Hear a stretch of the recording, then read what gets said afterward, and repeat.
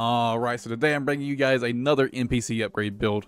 But before I go any further, I want to say, actually making really good progress through getting this series done for all of the NPCs. That means pretty soon, it's going to be time to make through all of my, I guess, end goal of this series of modding the game to give the NPCs the upgraded builds I made for them, right? Now, I'm no experienced modder. I've kind of dabbled in the past with other games, but never with a FromSoft game. Now, I know there's a modding tool specifically for FromSoft games, but I have no experience with it. Now, if you've got any advice for me on how to go about it, or you know someone who's willing to help, you can either like hit me up in the comments, or preferably in the Discord, or through a DM via Discord, right? But yeah, the Discord link's in the description, so you can go check that out there. Now, moving on, today we're looking at V5 Hawkin's RECONFIG AC. Now, what are the main issues with this build? Honestly, not a lot.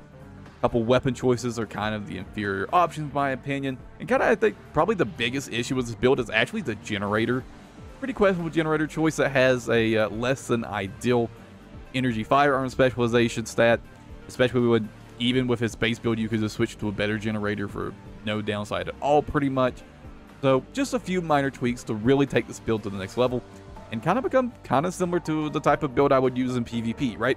And probably, in my opinion, the biggest issue with this build, weapon-wise, has got to be the laser blade. In terms of melee weapons, it's probably the one I think is one of the worst options. It's not bad. It's just kind of slow. It doesn't have particularly good like lung range or anything like that. And of course, the charged attack is very, very high commitment, right? So as far as melee weapons goes, the laser blade is one of my least favorite, right? Yeah, not a lot of issues to build, just a few part changes to better versions, in my opinion. And yeah, so that's going to be enough talking about. Let's go ahead and get into the assembly, and we'll go over the details about what I changed and why I changed it. As far as the weapons, I've made 2 changes here, although I did consider a 3rd change. But starting off, the plasma rifle, the right-hand weapon, I switched Hawkin's original 760 PR for the Nebula plasma rifle, right? And this, in my opinion, is just basically an upgrade overall, with kind of the main deciding factor being that this weapon can fire charge shots without overheating, and the 760 PR cannot. If you do a charge shot with this, it overheats, and you know, it is what it is. Now, obviously, as an uncharged for shots are better, you know, just better all around. They do overheat faster, right? So mainly, this one's just got better uptime, right? You can do a charge shot and then fire, you know, a quick, you know, uncharged shot after if you happen to get a stagger during the charge shot, right? You get that extra damage. It's just, in my opinion, an upgrade. Just better. And for the right arm unit, or the left arm unit, the laser blade, I considered switching this out. I talked about it a bit in the intro, but in my opinion, the laser blade is one of the worst melee weapon options. It's got, you know, really good damage and impact, of course, but the uncharged shot, the uncharged attack, the light attack is relatively slow. It doesn't have amazing lunge range or anything like that. It's just not that great in my opinion. The charge attack, if it hits, it hits. It also has the downside, in my opinion, just being extremely, extremely high commitment and fairly inconsistent. It also doesn't have like super short, you know, recharge time or anything like that. Like, it's just, in my opinion, not a particularly good melee weapon, right? I think I would take probably pretty much everything but the stun baton over the laser blade. And, you know, maybe if I spent some time using the stun baton, I would prefer it. I don't particularly like the laser blade, but I didn't feel the absolute need to change it, right? So I left it alone. Now, the LCS, of course, I didn't touch. If you aren't familiar, this is probably the single best back unit in the game. Right now, it's incredibly, incredibly strong. The uncharged shots, really, you know, fast, snappy, really good projectile speed, really good for sort of poking at opponents. And this charged shot is super, super dangerous. It does a ton of damage. You get a direct hit with this thing with a good energy firearm spec generator. It's absolutely slaps. It is what it is. This is just like one of the best weapons in the game. So no reason to change it. Now, I did switch out his original plasma missile launcher for the vertical one. This is, in my opinion, probably the single most consistent missile launcher in the game. I use this all the time in PvP these days. It's just really, really good and really, really consistent, right? I find that, on the other hand, the forward firing or, you know, vertical missile launcher, plasma missiles, whichever you want to call it, it's just nowhere near as consistent, really. And I just end up not liking them that much in favor of the verticals. Again, these are just, in my opinion, the single most consistent missiles in the game. They almost always connect in my experience. Even in PvP, they almost always connect and at least do a little damage. And yeah, that's all there is to say about the weapons. Again, just 2 changes here. Consider the laser blade, but nothing out of pocket, no weapon type switches, just great upgrades in my opinion. Let's go ahead and move on. We'll get into the frame. And for the frame parts, I've only made 1 change, and that's to the arms. Now, this is the arms that Hawkins has on originally. These arms are, they're decent defensively, but offensively, there's mediocre firearm specialization and, pretty bad melee specialization as far as melee weapons go. Now, it is, a pretty beefy arm with decent defenses, but just not worth the offensive trade-off, especially using a laser blade. Having good melee specialization is kind of a must if you're going to be using a melee weapon. So I've switched out for the VP46D. Now, this is probably one of the single best arms in the game, if not the best arms in the game. Defensively, it's kind of mediocre, but offensively, it's really good. The arms load limit is decent considering how lightweight and low energy cost it is, but good firearm spec and good melee spec. It's hard to ask for more out of a set of arms, right? And even the AP isn't that bad considering how low weight they are. These are just really, really, really good arms all around. And again, the only thing I considered worth changing, because, head, this is a really good head. It's a good, just across the board, good stats head. It's just good. This is a good core. It's really heavy, of course, but it's a really good core, especially defensively. It's got really good generator output, which is important for this build because you want to have good energy surplus so that you have good energy supply efficiency. The RStat here is 4350. And if you don't know, that makes your energy recharge faster. So this is one of the better cores in the game, in my opinion, from that perspective alone. The, kind of the Ephemera core is another really good option. The Mind Alpha core as well, a pretty good option from this perspective. The Ephemera core has even better, but it is, of course, very squishy. Relatively right. It also looks really ugly, in my opinion.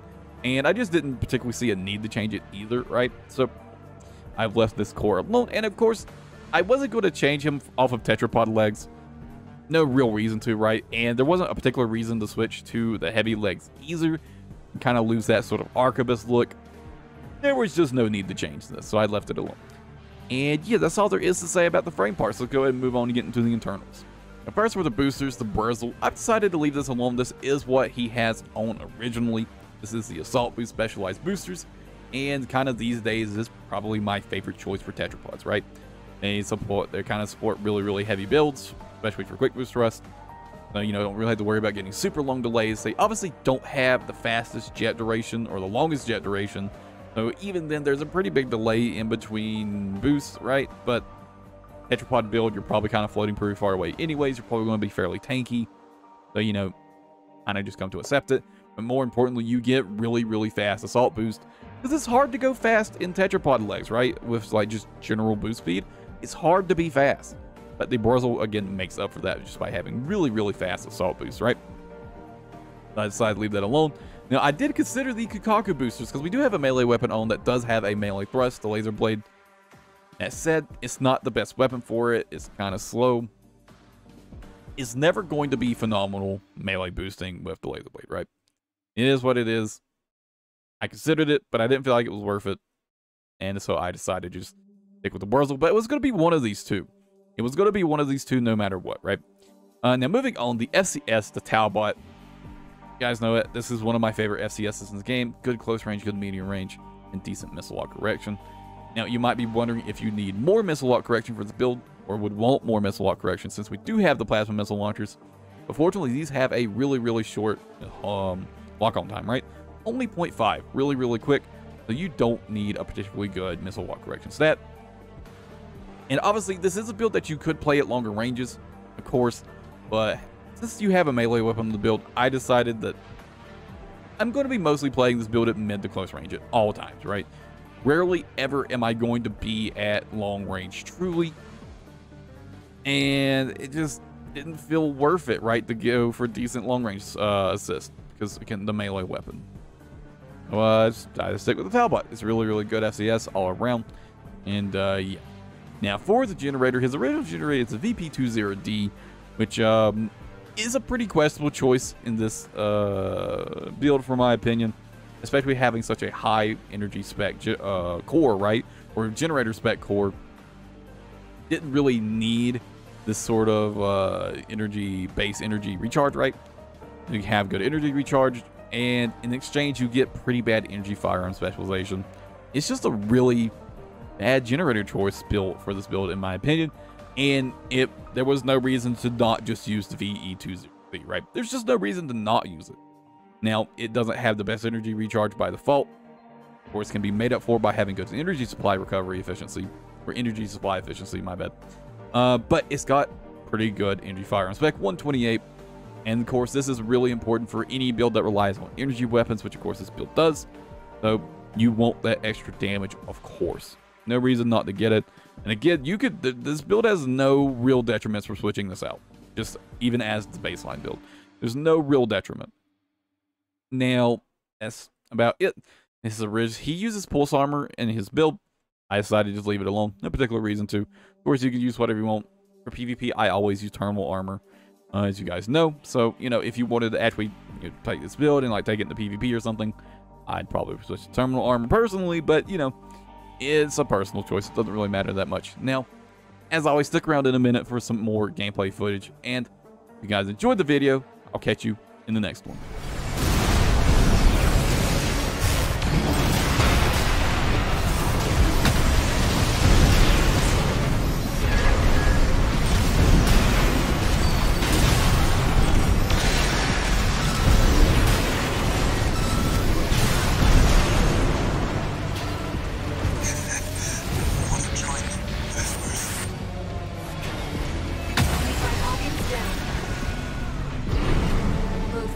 have been eliminated. Mission accomplished. It was a privilege, Raven. We're war buddies now. Maybe I'll find a comrade in you yet.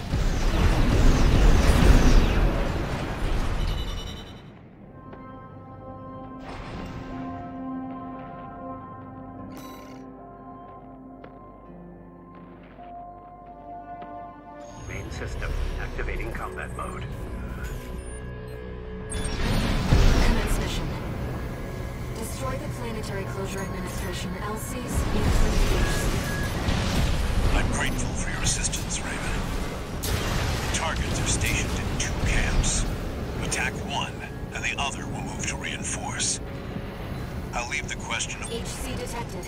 It's an enforcement machine specialized for... We're under attack. Cancel the maintenance. Get the HC online now. Did the corporations hire you? They must be confident to come here alone. No matter. This beauty's more than a match for some patchwork AC. Raven, the HC line is reserved for elites. Max cutting-edge technology. Don't let it become a corporate asset. No. The HC. Cutting edge. New model HC destroyed. That just leaves the LCs. Signatures approaching. 2 LCs. Lieutenant! How could his HC fail? It must have been that AC. Take it out.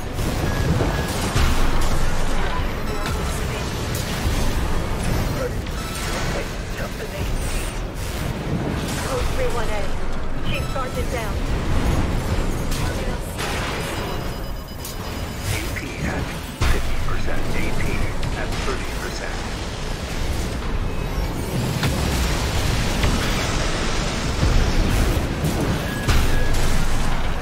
My LC is gonna blow.